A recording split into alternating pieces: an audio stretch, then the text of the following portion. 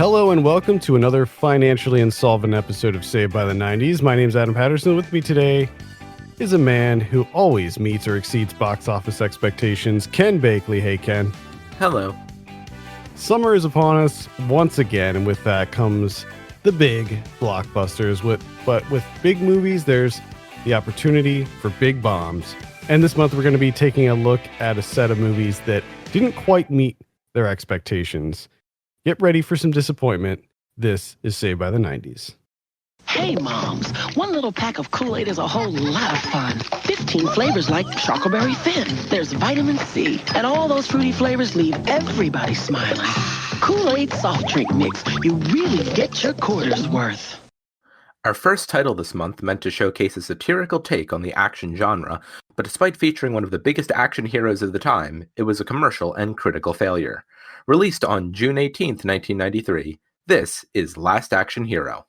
You don't know what fun is yet. Fasten your seatbelt, please.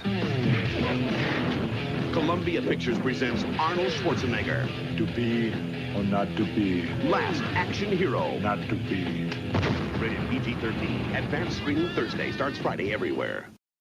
Directed by John McTiernan, Last Action Hero stars Austin O'Brien as Danny, a kid obsessed with a fictional movie character, action hero Jack Slater, played by Arnold Schwarzenegger. When a magical ticket transports him into Jack's latest adventure, Danny finds himself in a world where movie magic and reality collide. Now it's up to Danny to save the life of his hero and new friend. Ken, first question. Have you seen Last Action Hero before? No, I vaguely knew of it, but the only thing I knew of it was that it was this movie that a lot of people talked about a lot, and I could never exactly figure out what it was about from people talking about it. Because I guess, I don't know, people didn't talk about it in enough context, or I wasn't paying enough attention. So you catch on pretty quickly to what this movie is about.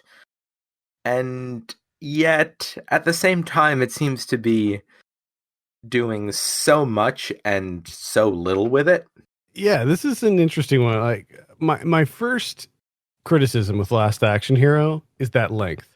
Why is it 2 hours and 10 minutes long? This movie just goes so on. long.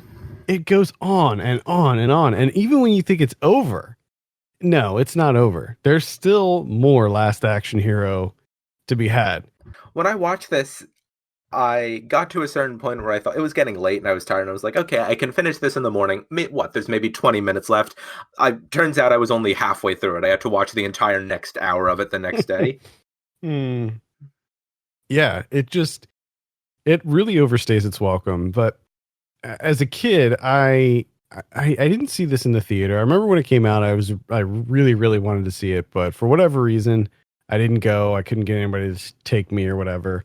And I saw it when it came out on video, and I really liked it as a kid. And going back to it now, this episode we're talking about bombs. This is a movie that did not do very well. It currently has a 36% on Rotten Tomatoes. Critics didn't like it. It didn't make any money. And I think that this is a movie that sort of has a new life now. Like when you watch it now, I feel like a lot of the themes that it tends to have are different than maybe when it came out. Yeah. It very much feels like it's sort of this like last vestige of like classic movie going. You know, like so a lot of the movie takes place in New York.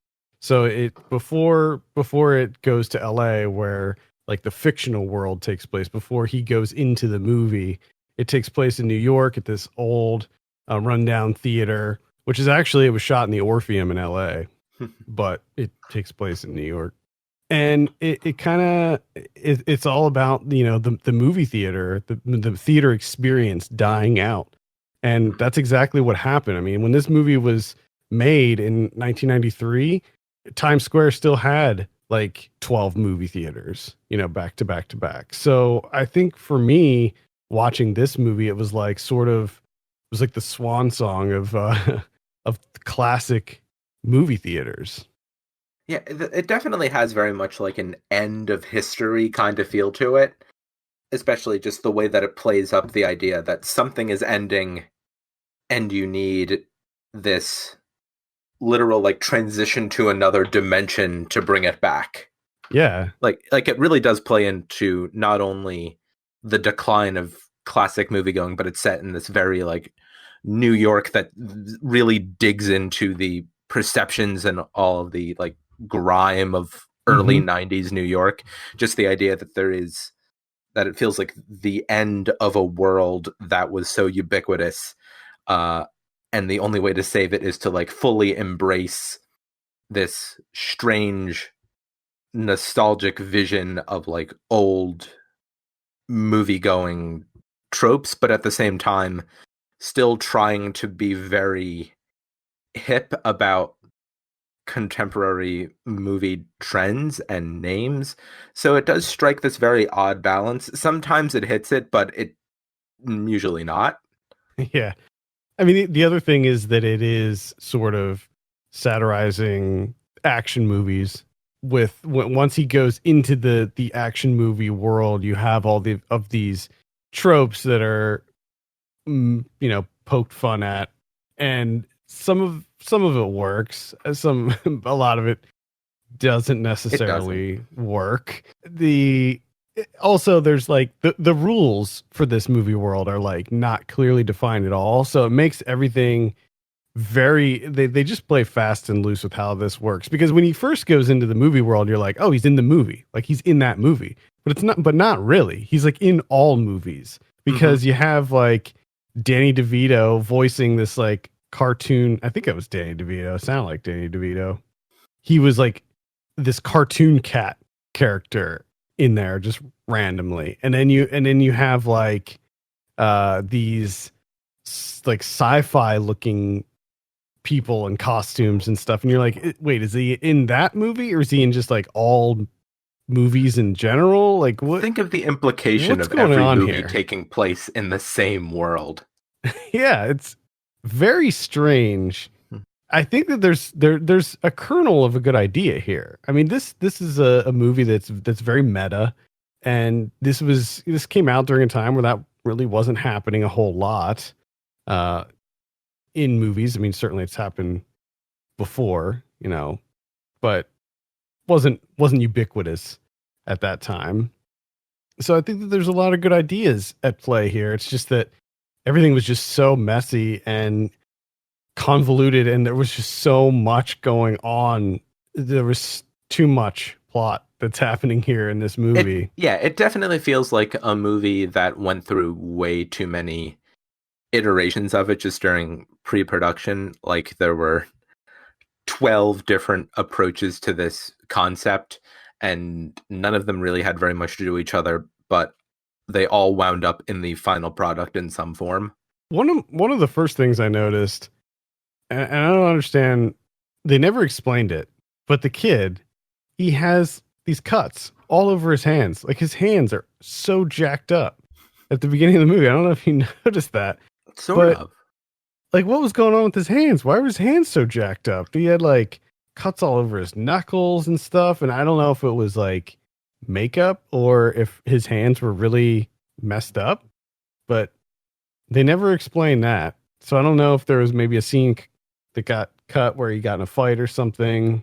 It feels like there were so many scenes that weren't in this movie, and yet at the same time, it feels like it never ends. Yeah. The kid seems like a borderline psychopath. They took his love for action movies to a psychotic level where he seems so obsessed with violence. Like, I don't know if that was some kind of statement that they were trying to make, where it's like this kid who's obsessed with movie violence, and then when it happens in real life, he's affected by it. I don't know. I'm not sure what that was all about. And I feel like a lot of the jokes were maybe too adult for kids, but then a lot of the jokes were very childish in their delivery. So I'm not sure who the Definitely. audience was. Yeah, for that's this. definitely a recurring problem you see in a lot of movies like this, where there's just no quality control on what kind of jokes you have. Yeah, it's a PG-13 movie, and it's not like horrendous or anything, but a lot of it feels way too juvenile for teenagers to be into. But then on the other hand, like little kids won't get the joke where Arnold is like talking about acne and shaving and premature ejaculation, which They went back came to out of that joke nowhere. way Yeah. too many times. Yeah, and it was a joke that they revisited. As if I wasn't uncomfortable enough the first time it happened. It comes Yeah. back at the end. Oh my god. Just so I could feel terrible all over again. Yeah. It's so like inappropriate. It's just out of nowhere. There's no way that line feels like it's an okay thing to say.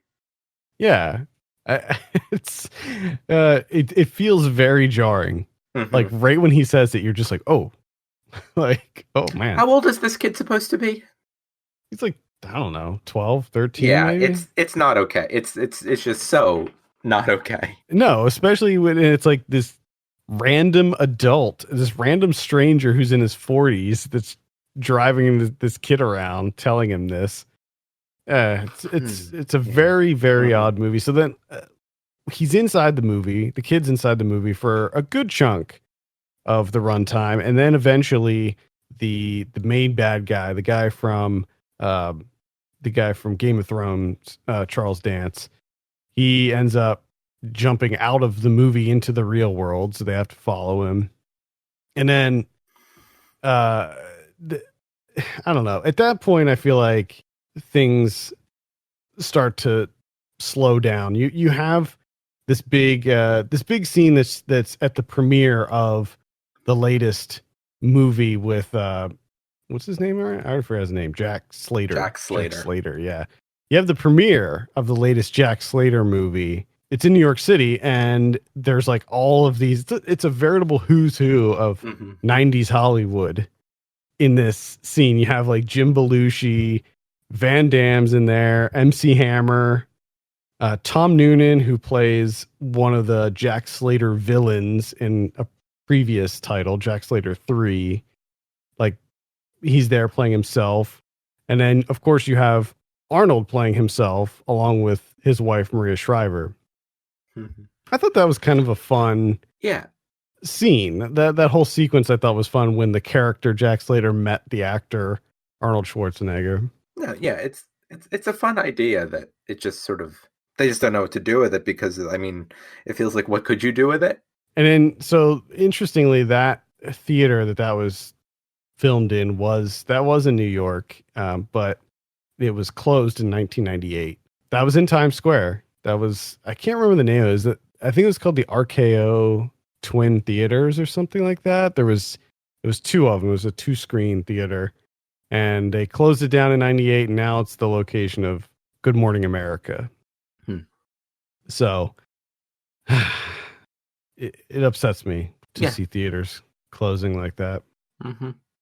And then, so the bad guy, Charles Dance's plan is to bring all of these movie characters out of their movie and team up with them to, I don't know what his end game is here. Like, take over the world? Like, it's not certain. Because he's like this kind of, I mean, the whole movie he's like a thug, right? He's like the right hand man of this mob boss, but then all of a sudden he kills the mob boss, and then now he's like wants to take over the city. I don't know, his motivations. Like someone had a really overly elaborate interpretation of what happens after the last scene of Blazing Saddles. Yeah, I don't know. So I was thinking, because first of all, this is like an hour and a half in at least, and you're just like, oh my god, he's gonna like get all these people out of these movies. He only ends up pulling out 2 people. He pulls out Tom Noonan's character from Jack Slate 3, and that leads to that leads to the whole the finale scene at the premiere. And I was just thinking, it's such a wasted opportunity because the other character they pull out is Ian McKellen, who's playing Death from The Seventh Seal. And what, like, first of all, I think it's props to them for using that movie. What a perfect and completely meaningless cameo. Yeah. But they could have pulled out so much more. I mean, there was one scene where he's looking at the newspaper and they like zoom in on an ad for Bram Stoker's Dracula, which was playing in theaters during that time. And I'm like, oh, they're gonna pull out Dracula too. I mean, it was just seemed like a wasted opportunity. And maybe in the original like 5.5 hour cut of this movie that happened, but You mean that's not what I saw? yeah. I just have a feeling the way that they hinted at those pulling those characters out of their movies, that was something at one time was in the works to do that with more people. I would have to imagine it was, because the one thing I know about the production of this movie is that they really rushed it. Like they finished shooting it something like only a couple months before it was actually released. So there was some ridiculous schedule on this. Yeah, it had an $85 million budget. It only grossed $50 million in the US. So, yeah, bit of a loss. I mean, it did make up for that worldwide. It got 137 million worldwide. There was a lot of merchandise with this too. There were action figures and things, but it still wasn't anywhere close to the heights of a lot of Arnold's other movies. Yeah, I'm imagining that the promotion for this movie must have been both really, really ubiquitous, and also, how do you promote this movie? Yeah. Like, that's the thing that kept going through my head, is obviously this is a movie that they would want to give a lot of consideration to in marketing, but it feels like a really hard movie to sell to anyone because I'm still not sure who the target audience is. Right. I mean, like, it seems like it's for kids, but I don't know. It's a little bit, maybe a little bit too adult for them too. They made a video game out of it too. Like there was a lot of merchandise. I remember the video game was really bad. So yeah, in the end, Last Action Hero, not great. I will say that watching it now, I think that I enjoyed it more just on like an anthropological level, like just to see these old theaters and like sort of how things were, especially in New York, because I'm kind of obsessed with like New York movie culture. So in that regard, I liked it, but the movie itself, I think if they just trimmed it down, I mean, if they got it down to like an hour and 20, an hour and 30, I think it would have been a lot more palpable. But as it stands, it's just too much going on in this damn movie. It feels like a movie where they definitely did not give enough time in that ridiculously sped up schedule to think about cutting it down to a reasonable time. Yeah, because I mean, you're seeing ads for Bram Stoker's Dracula all over the place, and that movie came out in November of '92. So yeah, the schedule must have been really tight on this. Yeah, since this came out in June of '93. Yeah, not only is it a movie that's long that doesn't feel like it was edited down, it feels like it's still missing structure. Yeah. Like, one reason it feels so long is that you're never quite sure when the act breaks are like happening, when things are changing, because there's a story arc that they want to have that's very clearly you're trying to delineate, and at the same time it just feels like things are happening until they stop. Yeah.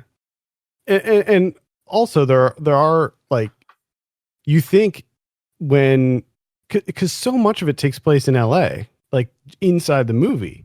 And then all of a sudden you're back in New York and you're thinking, oh, well, they're wrapping it up. But no, there's like so much time is spent back in New York that you're just like, oh my God. And then like, even after like the fight against Tom Noonan's character, like that is so long that it almost feels like he's the final guy. And then you have Charles Dance, and then you have the whole thing with Death, that whole scene. And it's just like, keeps going and going. Anyway. It's a journey. our second feature this month, and the only film we'll be discussing that doesn't feature an actual bomb, was regarded as a pale imitation of Crocodile Dundee, featuring two cowboys traveling to the big city looking for their missing friend. Losing nearly $15 million at the box office and saddled with a 15% on Rotten Tomatoes, this is The Cowboy Way. They're in New York to save a friend, the Cowboy Way. Woody Harrelson whoops it up, says Rolling Stone. Ow! And Kiefer Sutherland ropes you in. Damn, that looks like it hurts. The Cowboy Way, rated PG-13. Now playing. Two championship rodeo partners, played by Kiefer Sutherland and Woody Harrelson, travel to New York to find their missing friend, Nacho Salazar, who's gone missing there. Adam, why don't you start us off with your initial thoughts on The Cowboy Way? What's your history with this film? So my history is that I've never seen it before. My grandma, for some reason, loved this movie. I don't know why. She loves it. She just loves this movie. I remember when it came out, she was just all about the Cowboy Way. But that's really the extent of my history with it. I will say that in that little TV spot that we just played, that was a Peter Travers quote. If you couldn't put that piece that what together, else could it be? Who else would have said that? The words.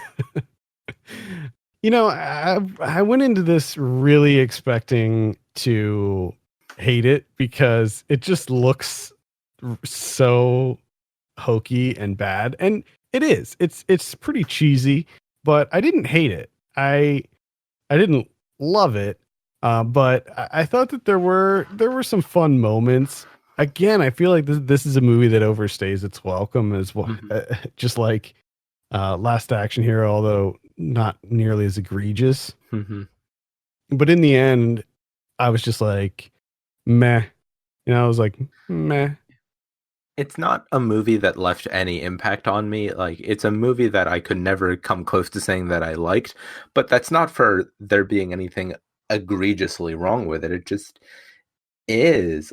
Like, it's the epitome of a movie where looking at the poster gives you the exact same feeling of having watched the movie, except you saved 2 hours.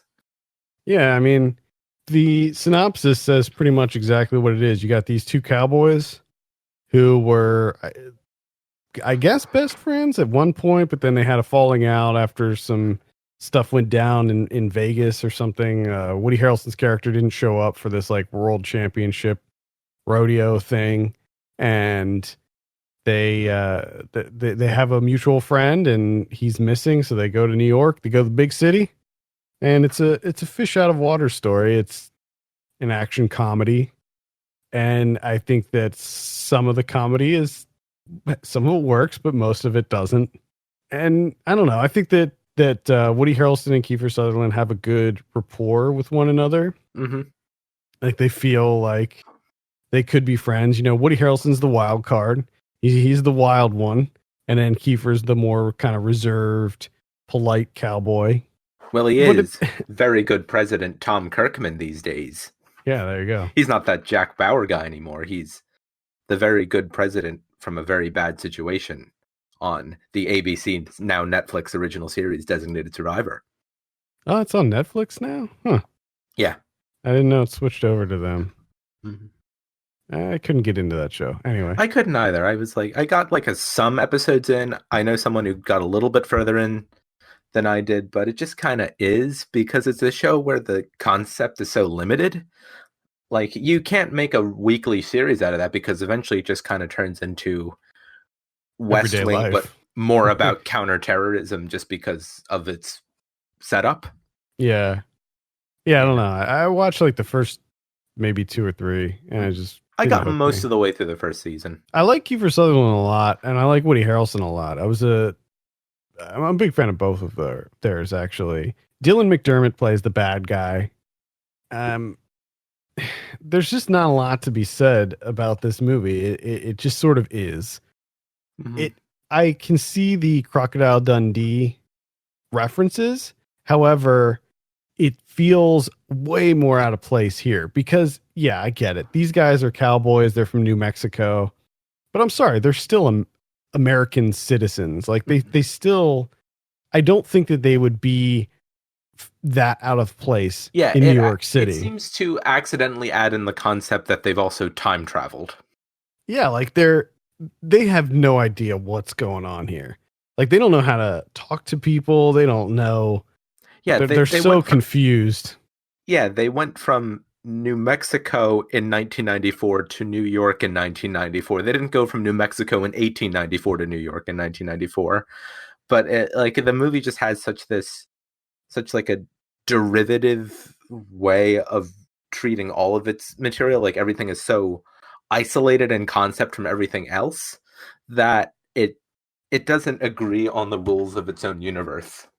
Yeah, so they're there looking for their friend, but it's quickly established that their friend's dead. Like he died. So the rest of the movie is them looking for revenge. It turns into this like revenge story about them trying to find who was responsible for their friend's death. And that leads to some action scenes, and there's this whole, I guess, human trafficking thing that's going on. I couldn't really figure out what the that whole business was like. Was it human trafficking? Were they keeping these people captive? It's very unclear what anyone is doing in this movie. Yeah, and like Dylan McDermott tells the guy that he needs $5,000 more, so the guy goes to give it to him, and then he just kills him. And it's like, what was the original arrangement, and why was there ever like a situation where were these coyotes always gonna betray them and keep them held captive? Are they being kept held captive? It's very confused as to how the bad guys were operating. If we want to talk about movies where it's entirely unclear what the antagonist is doing, this movie doesn't hold a candle to Speed 2 Cruise Control, but we'll get there. Oh yeah, yes, we will get there. There's because they're you see it on the poster, they're cowboys, they're in the big city, but they get to do some of their cowboy stuff. And and that super tagline that they've got there, how the East was won, eh? Yeah. Yep. Yeah. You get to see him lasso some people. You get to see him ride some horses through the city. So they're bringing their Cowboy Way to New York. And they even say the title of the movie at one point. I think it was Woody Harrelson that says it towards the end. I think it's in a song too. It's in a song really early on. And I felt like at that point there should be a rule that you don't play a song with the name of your movie in it unless it's over the credits. Otherwise, it's just distracting. I take it you haven't seen The Dead Don't Die yet. I have not. Does that happen? It's a huge running gag throughout that whole movie. Excellent. I only want movies about their titles.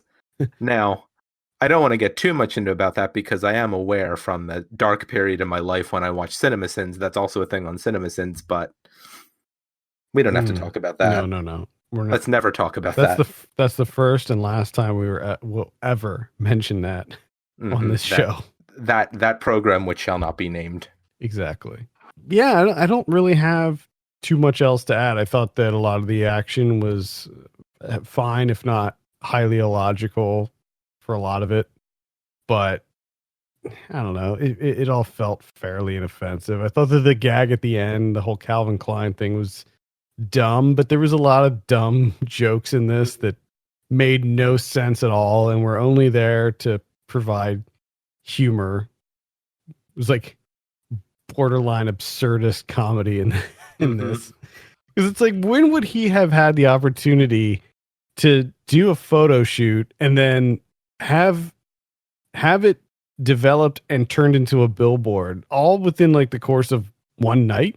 Yeah, it's the time. Once again, not only does this movie not understand what year its protagonists are coming from to 1994 New York, it doesn't understand how time passes when it agrees on when and where everyone is.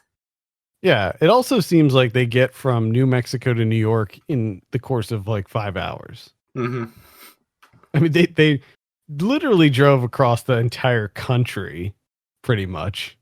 And it just seems like, oh, it's just a, and they had no money either. Like, how did they pay for gas? I mean, I can't even imagine how many tanks of gas that would have cost. And they had no money. Kiefer had to, the only reason that Kiefer Sutherland's character was getting, his name's Sonny, by the way. And Woody Harrelson's name's Pepper. The only reason he was getting Pepper along with him was because he apparently had money from this like Bronco riding contest that they showed at the opening of the movie. But he didn't have any money. He had $8. So how'd they pay for gas to get to New York?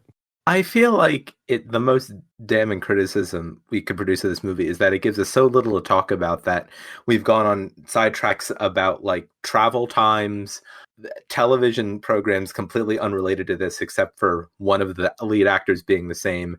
And we were so not engaged with this movie that I used this review to confess about a terrible YouTube show that I watched when I was 14. That's yeah, that's the Cowboy Way. Yeah, in a that's nutshell. the Cowboy Way. Overall, I don't recommend this one. It's a big pile of nothing for me. Mm-hmm. It just is. Like, you could put it anywhere and it would just, it wouldn't.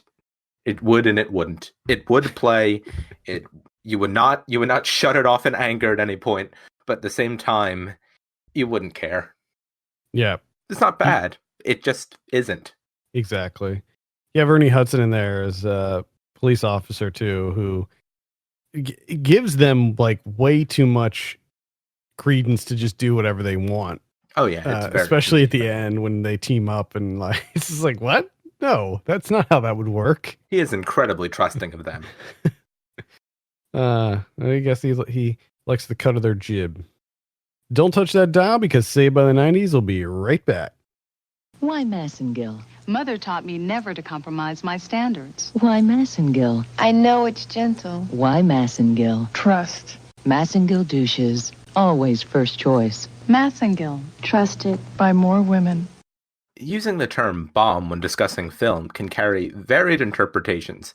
It could mean that a movie was a box office failure, was hated by critics, or that it just didn't live up to lofty pre-release expectations. In the case of our next film, a sequel to the 8th highest grossing film of 1994 and the 3rd biggest hostage film ever made, the term bomb refers to all of the above. Released on June 13th, 1997, this is Speed 2 Cruise Control.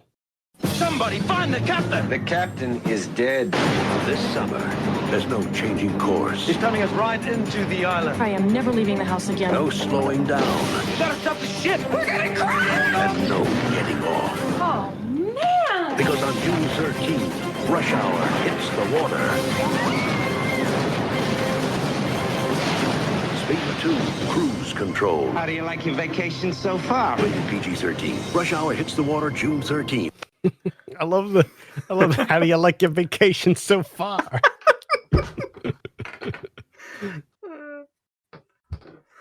Sandra Bullock and Jason Patric star as a young couple whose dream cruise turns to terror when a lunatic computer genius, played by Willem Dafoe, sets a new course for destruction. So, the first issue that I have here is it says it's that Willem Dafoe did not win an Oscar for this, which is insane. No, he definitely didn't. It says whose dream cruise. I take a little bit of an issue with that because first of all, it seems like there's nothing going on in this relationship. Like she doesn't seem like she wants to be in this relationship. When he like gave her the tickets for the cruise, she seemed so uninterested. She's just like, oh, okay, great. All right. Yeah, and I also like about the log line there is that it does not identify Sandra Bullock as having any connection to the first Speed film. Yeah. like it feels like it was taken from a logline that was written from a script that, once again, we talk about this a lot, a script that feels like it was not supposed to be a sequel to anything before accidentally lightning struck it one day or something. Yeah, I mean, I was going to talk about this later on in this review, but since you brought it up, the whole time I was watching this, I was thinking, I'm wondering if this would have worked better had it not been a sequel to Speed. Like if you took away the Like you just had Sandra Bullock as not the same character, and you just made it its own thing. Would it work better or worse or maybe the same? Like I don't know. I think it's just I think something to ponder. Perhaps it would have changed people's perception of it at the time. Like it would not have been seen as such a like this movie is a failure because it sullies the name of this really great movie from a few years prior.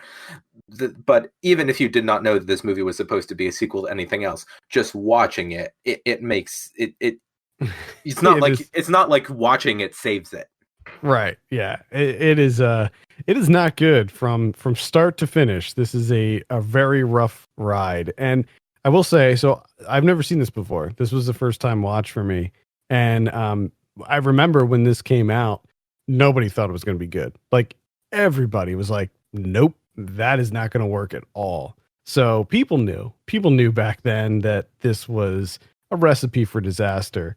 And so the movie opens with this like big chase scene, and we're given like no context at who Jason Patrick is. And for like that whole chase scene, almost the whole chase scene before Sandra Bullock mentions his name, I was like, is it possible that it's Keanu Reeves' character and they recast him? And I was like, they wouldn't do that. Surely they wouldn't do that. But then I was like, maybe they did it. Because it seems I like... honestly wouldn't have been surprised if they did. I mean, it seems very much like they were trying to just... I think maybe in the original script, it probably was Keanu Reeves' character. And they were like, he didn't want to do it. So they were like, okay, rewrite time. And they just made him Officer Alex Shaw instead of... I can't remember what Keanu Reeves' name was in the original. I did watch something. I watched the original right before this one. Oh, that's very painful. I knew right off the bat that it was a recipe for disaster, but it had been many years since I've seen the original Speed, and I really love that movie, and I just wanted to refresh myself in case there were any like little winks and nods or anything in this one, you know, like that referenced back to the original besides Sandra Bullock's character. And I knew that I can't remember who plays the driver who was in both movies. Glenn Plummer? Yeah, maybe. Because he's in both movies. He's in both movies. He's the driver in Speed 1 who he played sort of a comedic relief character where Keanu's character took his car, and in this he gets his boat stolen. Yeah, I want a movie about that character, about how he just has to keep encountering all of this chaos no matter where he goes. Yeah. So yeah, I watched the original Speed. First of all, I'll say that movie holds up incredibly well. Oh, it's a masterpiece. That movie is still excellent. I think one of the best action movies ever made. It's just I think so too. Start to finish, that movie is just triumphant. I love every moment of that movie. Mm-hmm. This movie, on the other hand, oh my God, from that opening chase sequence, you're just like, something's not right here. Like this, something's not quite right. This is not on the same level. Same director too. Jan de Bont did both movies. Also, as a side note, this finishes out my Jan de Bont filmography. I have now seen all 5 of his movies that he directed. Some are better than others. Yeah, definitely. So it's pretty rough, man. Like Willem Dafoe as the bad guy, you know, you'd think he would be a suitable, you know, next bad guy in replacing, you know, the wonderful Dennis Hopper in the original. But his character is just so, I don't know what's going on with this guy. Like his motivations, the leech thing, the funny part about the leeches, like they show the leeches and you're just like, what? Like, why does he have jars of leeches? And then they have that scene where he's like putting the leeches all over his body, and they don't explain it till much later in the movie. And you're just like, are we gonna discuss the leeches at some point? I think it's because he was around computers a lot or something. He's a computer whiz, big computer whiz guy. So did you know that computers give you copper poisoning? Apparently, all humans in 2019 now have copper poisoning. Yeah, he was just around too many computers. Alongside the extra bone that apparently we have growing out of the back of our neck now from staring down at our phones all the time or something. Right? Oh my god. Can you believe that story? Apparently, we're all there's growing horns. Some suspect nature to it, but I want to believe it's true. Yeah, of course. So yeah, you have Sandra Bullock and Patrick Wilson, or not Patrick Wilson, Jason Patrick going on this cruise. And they're having a good time, and then Willem Dafoe shows up and just he takes over the boat because it turns out that he designed the software, all the systems that the cruise ship uses, and when he got sick, they fired him. So he's a disgruntled employee, and now he wants to take over the ship and I guess run it into the harbor. Is that his end game here? I'm not even sure what he's trying to do. It feels like it changes every time they try to give him more exposition. Because I also didn't understand, because he kills some people and he slowly takes over the ship, and then he's like, evacuate the ship, get everybody off the ship. So they do that, but at some point during this evacuation, the fire doors all close, trapping some people inside the ship. And I'm just like, wait, I thought he told everybody to get off the ship. Now is he doing that, or did the ship automatically do that? If so, that's like a horrible safety system for a cruise ship to lock people in during an evacuation. I mean, this is the same cruise ship that their centralized computer system is just typing random sentences into it until something happens. So yeah, I love that, how this is 1997 and they got machine learning just totally down, where you can just type what you want and the computer does it. Yeah, this movie is actually set in 2052. There was I think the first time they showed that, it goes time to initiate, and Willem Dafoe types now, and it initiates. It's a great 90s understanding of computers, as in it feels like it was written by someone who has never used a computer before. Yeah, and he has 5 computers. He has 5 IBM laptops set up in his room, and the guy that comes in and sees it, and it's like, what are you doing with all those laptops? You couldn't accomplish your goal with just one of them, It's a movie that has such a radical misunderstanding of how computers work. It has them doing things that computers now probably still could not do. Yeah.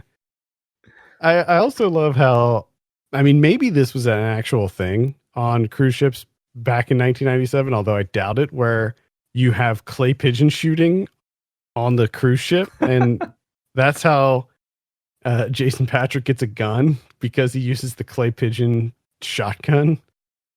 Maybe they had that at some point on cruise ships, but it just seems like there's no way that would ever exist today. I would certainly hope not. Stuff starts hitting the fan. People are getting evacuated. Some people are trapped. And of course, Jason Patrick and Sandra Bullock have to save the day again.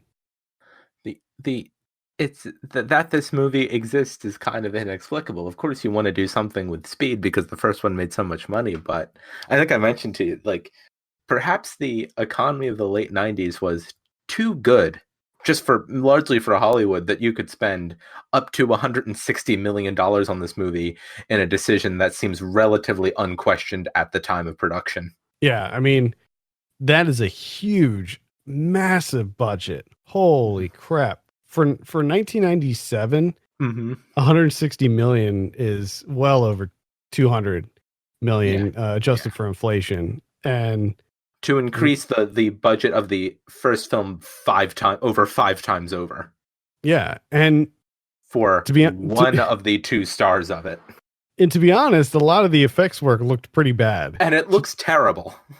This is, right around the time when people were starting to use CG and to accentuate certain things.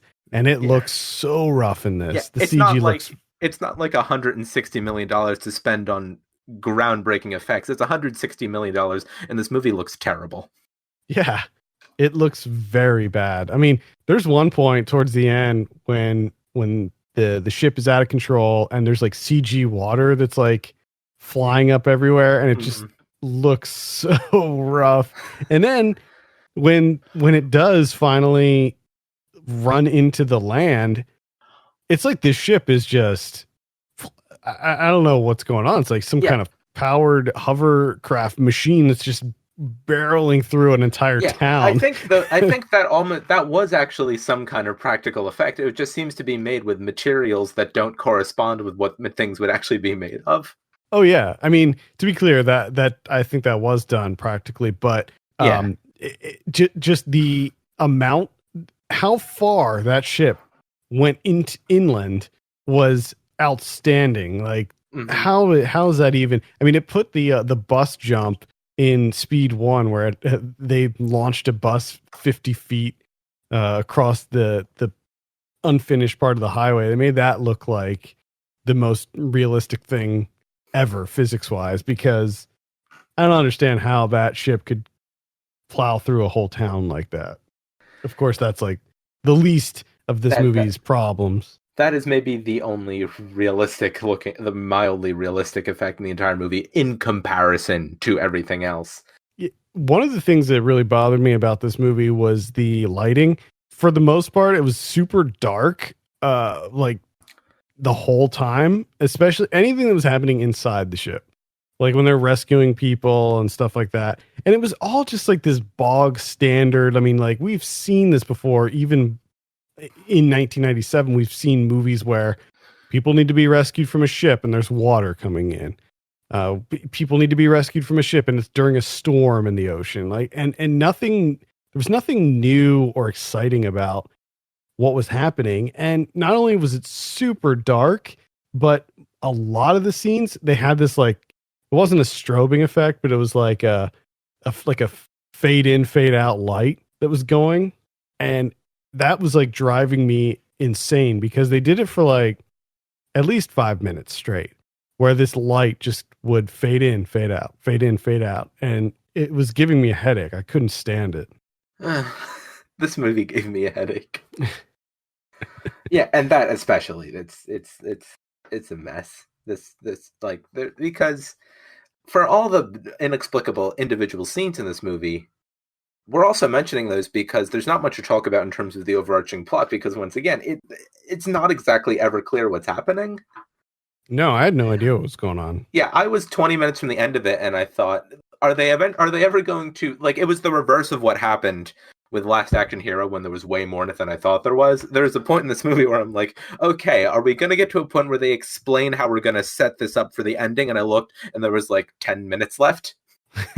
Or like whenever it was right before the actual what ending happens with the things crashing into the port or whatever. There was so the way that Willem Dafoe has his comeuppance is he's escaping on a plane, and for some reason he like looks away and he's not watching where he's going, and he skewers the plane on this like other ship, and that's it. Like, which makes no sense. Like, this guy, he's a computer genius. Why is he not paying attention to where he's flying? He's flying a plane. Like, I think just by nature, you would pay attention to where you're going if you're piloting a plane. It's the copper poisoning. That must be it. It was the copper poisoning that was making him delirious or something. It's going to be one of the side effects of our new cell phone caused neck bones. Oh, neck bones. We're going to hatch elaborate evil plots and then not know how to execute the minor details of them. I'm looking forward to that. Mm-hmm. Sounds like life is going to be very interesting for us in the near future. This has that's one way to put it. This has a 4% on Rotten Tomatoes, and I love that factoid because everybody knows where those positive reviews are coming from. It's the Siskel and Ebert review. Yeah, where they gave it 2 thumbs up. which is very, very odd to me. You But know, I think I read it before. I reread Ebert's review. I do kind of like his review. Like, it is a very, like, it's like an enjoyment because of how absurd it is, but it's such like a sarcastic review. It's the kind of like blend between like sincerity and this cutting wit that only Ebert could really master in just 600 words. yeah, I recommend reading it. I recommend it more than watching this movie. Yeah, I might have to read this. It looks like there was one other positive review from Empire Magazine, and that was it. This did not do well at the box office either. It did extremely poorly. It grossed 48.6 million, and that's on its $160 million budget worldwide. It did a little bit better. It got almost 116 million, but that's still not even close to. It's still not even close to its budget, and that's not even factoring in marketing budget either. Mm-hmm. So yeah, that was a huge disappointment. And while I can say that I'm happy I've finished my Jan de Bont filmography, it definitely ended it on a sour note with Speed 2 Cruise Control. I don't know what I was expecting. Like I kind of thought to myself, I don't think it's going to be as bad as everyone says. But then in watching it, I'm just like, oh my God, why is this not over yet? Yeah. It is the rare case of a movie considered one of the worst. Like, A Place is one of the worst movies where you don't watch it and it's just like insane bad choices. It is insane bad choices, but it doesn't feel like it. It feels like the most boring movie about a out of control ocean liner ever made. Yeah, pretty much. That is its sin. Not that it's ridiculous. It's that it's boring. I'm sorry, but Jason Patrick is just not a good replacement for Keanu Reeves. No. Like, he's a very uncharismatic, sort of stiff, kind of this cardboard personality. And I don't know. The comedy in this one didn't land nearly as well as the original. You know, like you have the Jeff Daniels character in the original Speed, and in this you just don't. There's just really nothing. Like, the jokes are lame and dumb, and everything else in it is it's just a chore to get through. So well, I will say I love that like Eurodance techno-ish remix of the theme from the first Speed film over the credits of this one. Oh yeah. There's a lot of UB40 in this movie too, and a lot of UB40. So this is the second movie we have talked about in this podcast that has the UB40 cover of Can't Help Falling in Love in it. And I think it's the third time we've referenced it. At least third time we've referenced it on the show. But certainly not the last. Oh no. We will definitely be coming back to UB40. This is actually the time UB40 and again podcast. Time and again we will be coming back to UB40. You mark my words. This isn't a movie podcast. This is the UB40 podcast. We're just subtly inserting UB40 in, and eventually it will take over. Yes. Our last film this month marks the fourth entry in a wildly popular franchise. While it would turn a profit through its worldwide sales, its dismal reception from critics and fans alike caused the series to lay dormant at the cinema for the next 8 years. Released on June 20th, 1997, this is Batman and Robin. Of all the dangers you will face, of all the thrills you will experience, no adventure is bigger than Batman and Robin. I'm asking you, friend, partner, will you help me? Arnold Schwarzenegger, George Clooney, Chris O'Donnell, Uma Thurman, Alicia Silverstone. Partners? Partners. Batman and Robin. Own it on video and DVD.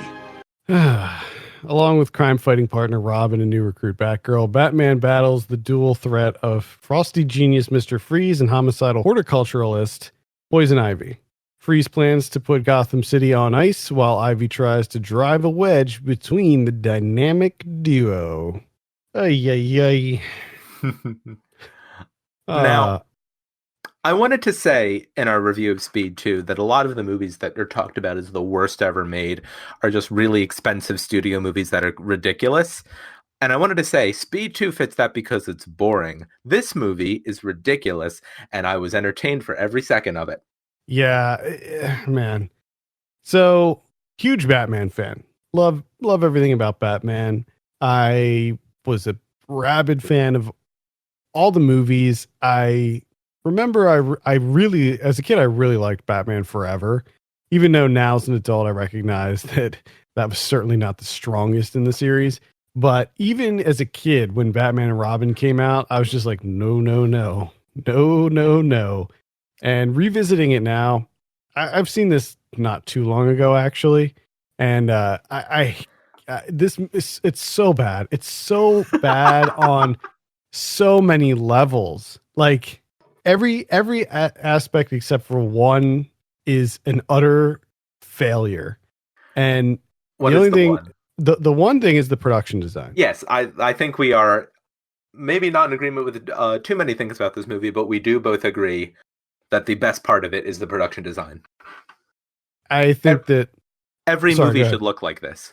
It's incredible. Like when you see it, you're just like, oh my God. It doesn't fit the Batman lore. Like it doesn't fit a Batman story. The constant bright neon that's everywhere and the very elaborate. I said that every set looks like it's a Nickelodeon, a 90s Nickelodeon kids game show. Looks like Legends of the Hidden Temple or Guts or something. It looks like a TV show set, like a game show set, or like a really elaborate like stage production. Yeah, I mean, the level of detail and the level of care that they put into all of these huge elaborate sets. I mean, it's really astounding.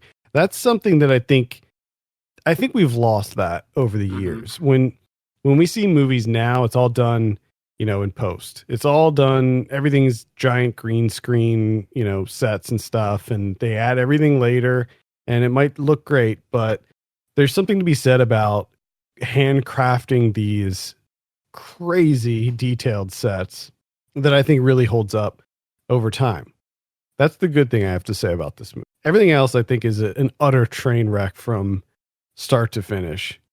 I don't even know what if I thought if it was bad or good or not, because I feel like so much of this movie comes out of the same energy that the sets are built from. And as much as I do like many of the critically acclaimed superhero movies, I can't help but feel that the inherent absurdity of like the juxtaposition between the in-universe seriousness that superheroes are taken with and the way that it just completely, its simplicity on the most classical level clashes with the way we view our world. I feel like there's so much more absurdity in that you could get away with and kind of play around a bit with more in like before our modern interpretation of superhero movies really came into play. Yeah, I think there's something to be said about making a movie intentionally hokey or goofy, sort of harkening back to the like Batman 66 TV show and stuff like that. I mean, that was a very kind of hammy show and it was goofy and fun, but at this point in 1997 we're beyond that. I mean, this is after like the Frank Miller Batman series in the comics, and this is after the Burton Batman, and that sort of defined how the style of Batman should be. And when you go back to that cartoonish that cartoonish way where it's just nonstop. I mean, the script is like 90% puns. And when you go back when you go back to that from this like kind of dark, brooding, largely colorless world, I think that it's doing the franchise a disservice. And I think that as a result, I feel like you can say a lot in a Batman story, and I feel like this movie has nothing to say at all. It's just nonstop puns, and this script is just so poorly done. And I mean, it feels like no one who worked on this movie had any frame of reference to Batman at all. Like nobody really knew anything about the characters or cared. They were just like, let's make some money. I mean, I guess we can't expect too much tonal consistency or from the man who would go on to bring us the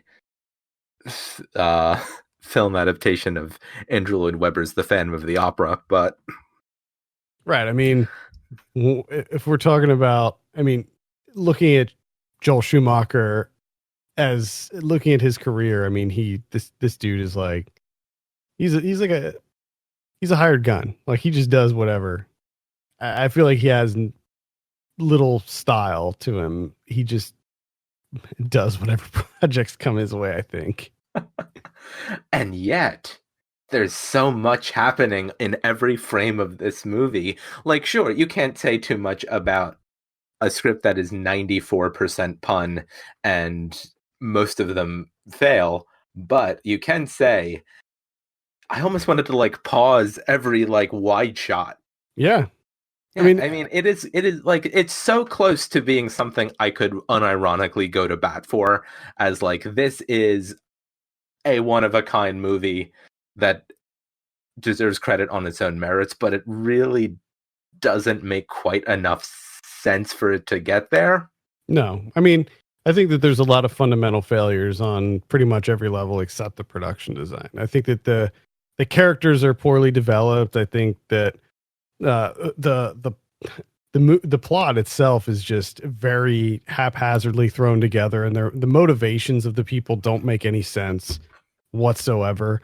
There's no such thing as physics in Batman and Robin. Physics has no place in Batman and Robin. Things just fly around willy-nilly. Like the character of Poison Ivy, I think that casting Uma Thurman was a good choice. I think one thing about Batman movies is, you have a really strong cast of villains, and I think for the most part, the movie adaptations have done a really good job in their casting of these villains, and for the most part, the heroes too.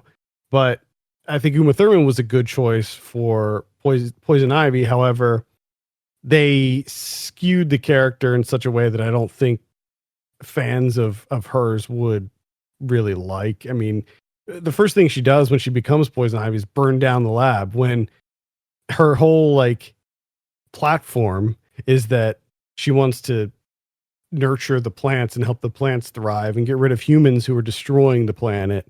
So what does she do? She burns down a lab that's filled with plants and kills all of them. Clearly, I mean, clearly people have no idea what they're doing in this movie. No one does, but at least it's not like some people do and some people don't. Nobody does. At least it's consistent. And then you have, Arnold Schwarzenegger as Mr. Freeze, who is supposed to be this like genius scientist, but they do make him a scientist in this, but he's more of like a big hulking sort of meathead he has the most puns of anybody, like pun after pun. And so many of them don't even make any sense. Like I can't remember some of the ones that he says, but oh my goodness, they're rough. I thought all of the effects work was really, for a movie of this budget, which was like $150 million back then, 200 million adjusted for inflation. I thought a lot of the effects work was really poorly done. I mean, that like mutant plant thing that Ivy creates in the jar. I mean, Little Shop of Horrors looked better, and that was made like a decade before this movie came out. Oh, it's so bad. They added cartoon sound effects to things too. Cartoon sound effects. I feel like at some level, for some reason, all of this made some level of sense in my brain, and I was willing to go around with it to a point. But once again, two of my very favorite movies we ever talked about in this podcast are like To Die For and Hocus Pocus. I mean, for very different reasons. And Showgirls. And Showgirls, which I do think is a genuinely great satire, as with many of Paul Verhoeven's best movies. So I have a high tolerance for this. I have an extremely high tolerance for the kind of stuff this movie's doing.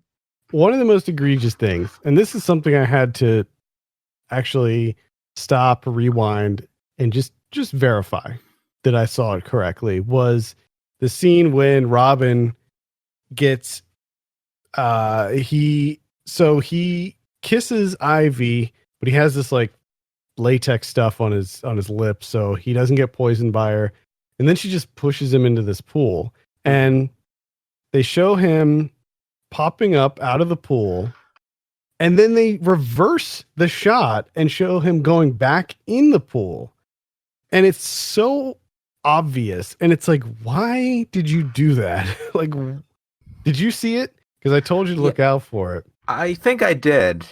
I think I know what you're talking about. He pops out of the water, and then they literally rewind it, and he goes back in, and then they, like 5 minutes later, they show the same exact shot again with him popping out of the water. That could cause a slight continuity error. I mean, it was I was just like, what is going on here? Oh, the one line that I really liked that Chris O'Donnell said, horrible Robin, just not, he has no place in this movie. I think that Alicia Silverstone was also miscast as Batgirl, even though she's like completely underutilized and she didn't really even need to be in the movie at all. They did so little with her character in this. I mean, she just appeared, and then occasionally she would pop up again, but like almost so seldomly. Chris O'Donnell says to Ivy at one point, he goes, "Is your thumb the only part of you that's green?" And I'm just like, oh my God. Kidding me? There's a pretty sweet hacking scene because it turns out that Alicia Silverstone's character Barbara, who's not Barbara Gordon, as many people know, is the Batgirl in like all of the other Batman stories. For some reason, they decided to make her the niece of Alfred in this movie. Why not? Yeah, sure. Let's just completely change all the characters. Whatever. There's a hacking scene. She hacks into this computer, and it's so ridiculous how there's like the images that are like flashing up in front of her face, and then she discovered, and then the final thing is like a giant Batman symbol that pops up on the screen, and she's like, oh, he's Batman. And then they just give her a suit, and she's just Batgirl. She's on the team just like that. Costume designs were horrible. We're great. No. I mean, specifically the hero designs were horrible. I will say that I thought that some of the costumes that Ivy had were good. Specifically the scene when it's like sort of that like song and dance number where she's like, it's like that auction. And first of all, what's going on in this auction? They're like, are they auctioning off women? Is that what's happening in this auction? Because it seems really skeezy. I mean, it's hard to tell what's happening. Once again, I feel like that's a recurring theme in this episode. It's hard to tell what's happening. Yeah, I think they were auctioning off women. We'll just say that. Yeah, that's not good. And she shows up and does this like whole song and dance number for some reason, and everybody's like loving her because of her musk that makes men love her. Mm-hmm. I liked her costume in that scene. I thought Bane looked pretty bad.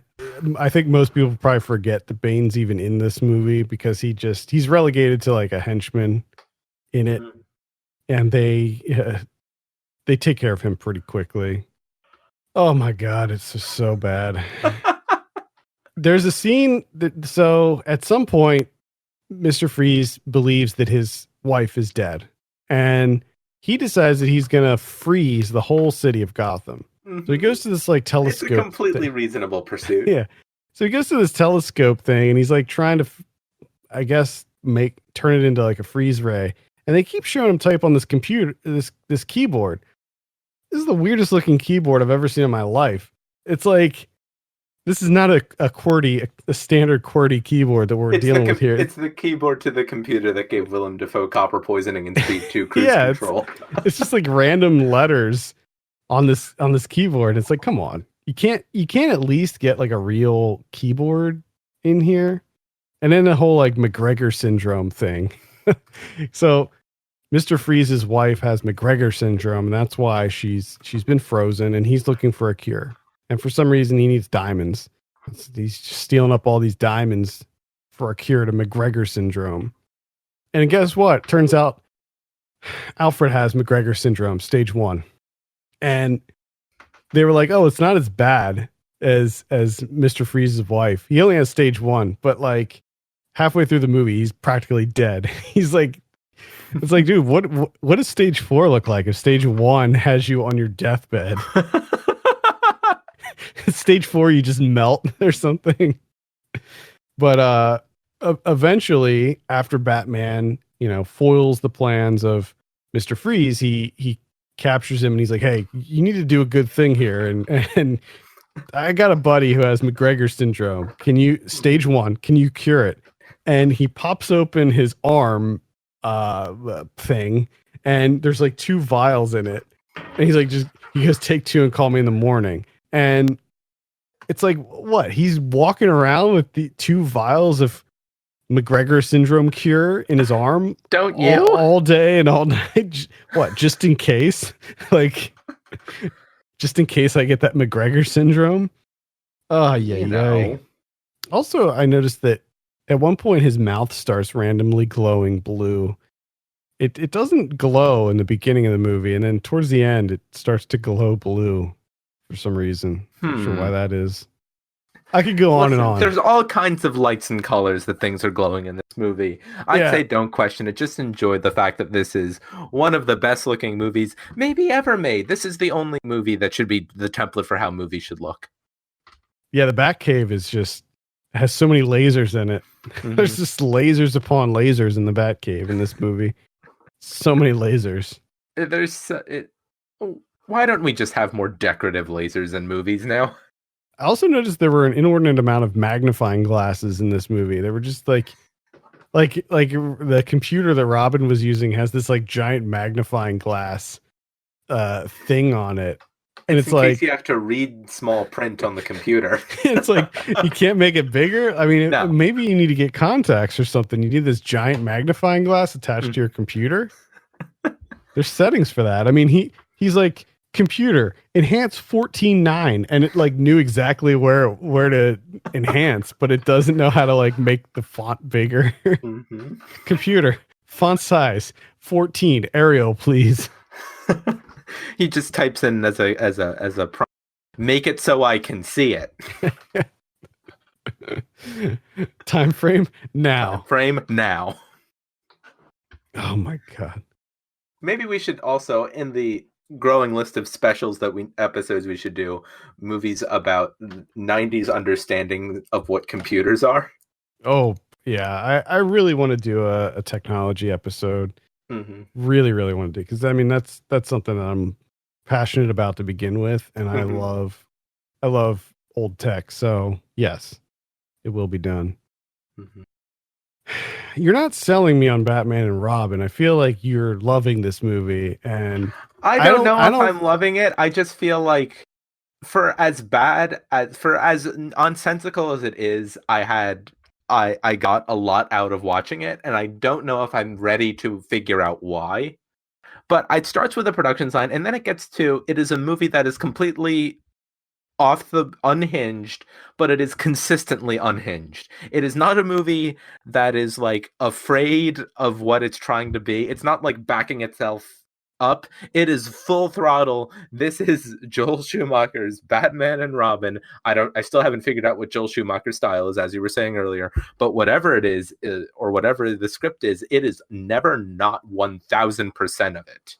And I kind of admire that way. It is a completely brazen viewing experience. Yeah, it is. That is true. I don't know. I'm still figuring it out as we're going along. Like, I need to rewatch this sometime. Currently on IMDb, this is number 65 on the most bottom ranked movies of all time. Okay, let me try again. So Speed 2, I wanted to, like I said, I specifically made that comparison to juxtapose against this movie. Speed 2 is a bad movie, and because it is a very boring movie, among other things. Batman and Robin never bored me. Like, I can't reasonably say it achieves what it is trying to achieve, but I feel like one of the problems is you're not exactly sure what it's trying to achieve. But I feel like if you start creating a hypothesis of what this movie is trying to be, it does get close. Now, the problem is you have to go through the entire scientific method to figure out what this movie is trying to be. But I do enjoy a movie, like a major studio, like big budget movie that is such a brazenly singular experience. Like, nobody was reeling this in. No, it was a lot of decisions were made with this movie, and a lot of things happened, and the end product is it's something else. It is definitely something else. I'm still trying to figure out what I thought of it. It's going to take me a while. Well, I watched this earlier today. My opinions are very solid, and I think it is absolutely atrocious. Yeah, I think it's also because I had spent, so much time, just my entire life, basically, people talk about this as one of the worst, most unredeemable movies ever made. And then I'm watching it and I'm like, as someone who just saw Speed 2 Cruise Control earlier this weekend, hang on a second here. I think this is worse than Speed 2 by far. I think in terms of the value of the viewing experience, I got a lot more out of it than I was waiting for. Yes, I will agree that Speed 2 is more boring than Batman and Robin. Batman and Robin is not boring. I will agree with that. But just the value proposition of Batman and Robin is still very low for me. This grossed $107 million the box office in the US. Now overseas, so the worldwide gross, it did seemingly make its money back. It pulled in $238 million on a $125 million budget. So it probably, I mean, usually, they say double the budget for marketing. So, and I mean, I can't imagine that, based on the success of the other Batman films, they were terribly pleased in any case with this just topping out at in like the mid 200s, and also it does factor in that I think reputation and reception is still important in determining the success of a big movie like this. There is like a cynical way to say it could be anything, and if it makes X amount of money, it'll be taken well. But just the reception of this movie was just so lethal that no matter how much it made, if it just like somehow had a 2019 style, like front loaded, made all the money on weekend one, it still wouldn't have been enough to save its reputation. And we didn't see another live action Batman movie since Nolan's Batman Begins. And that was in 2005. In fact, this was during a time when we weren't really seeing superhero movies. Like the superhero genre was pretty much dead. I don't know if this movie can be credited with killing it, but it didn't help. It certainly didn't help. I feel like we didn't get another superhero movie. I mean, maybe Raimi's Spider-Man in 2001. I mean, I'm sure there were maybe some other ones, but that's like the next big one that I can think of. But yeah, I mean, this bombed pretty big. Oh yeah, big. And it really crushed the idea of the superhero movie. Or I guess maybe X-Men. When did X-Men come out? 2000. That was the next big one. Yeah, it certainly didn't do. I'd say it now with more perspective. We can say it killed a phase of the superhero movie and a particular stage of the superhero movie. Yeah, and I think it also made it put sort of a shroud over the superhero movie. Like yeah, this, like it as a genre had to essentially like reinvent itself. Right. I mean, it was sort of the superhero genre was sort of regarded like the video game movie back then, where they were all pretty much garbage. Like people thought that they were not good, and even the ones that were maybe entertaining were not necessarily critically acclaimed movies. That all would, obviously, as history shows, that changed. But at the time, yeah, Batman and Robin just crushing the genre. Yeah. Oh man. Any final thoughts on Batman and Robin before we close it out this month? I'm still trying to figure out why I had a weird like of this movie. Like, not even a like, just a fascination with it that I still don't know.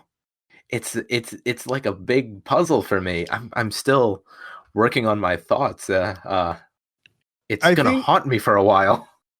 I think there's something to be said about hate watching this movie. I wasn't hate watching it though. Like that, like I thought maybe that's what it is, but it wasn't at the same time, because I really was trying to get into the headspace of what is this movie trying to achieve? Because whatever it is, it seems to be uniformly agreeing on what it wants to be, even if what it wants to be is completely mind-boggling.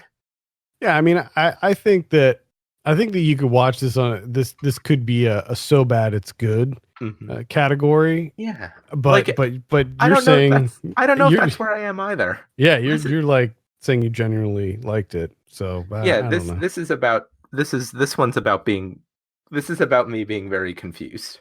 Give it another watch and a little bit down the line. Watch it again tonight and see. Then let me know. I think that might be a tad much. Twice in one day. Oh man, I just love Batman and Robin so much. Watch it twice in one day. I finally figured it out. It took 2 watches in one day, but I finally cracked the code of Batman and Robin. That'd be funny because you'd probably be the only person in existence to watch that movie twice in one day. And maybe there's something there. Yeah, including the editors of the film. Yeah. Oh, we'll just reverse that. We need him to go back under the water. Just put that in reverse. Just hit the rewind button. Boom. Done. He's back in the water. Oh, and the tear, when he was crying at the end and the tear froze on his face and it looked so bad and fake. Oh my God. I could go on and on about this movie and I have so many nitpicks, but I think that there's a lot of like broad problems with it too. Anyway, I think that's going to do it for this month. Thank you so much for listening. If you have a moment, please consider reviewing us on iTunes. That would be extremely helpful. For daily 90s goodness, follow us on Facebook and Twitter at 90s Pod. We'll be back next month with some steamy summer movies, but until then, for Ken Bakley, my name's Adam Patterson, and this has been Saved by the 90s. Bye, everyone.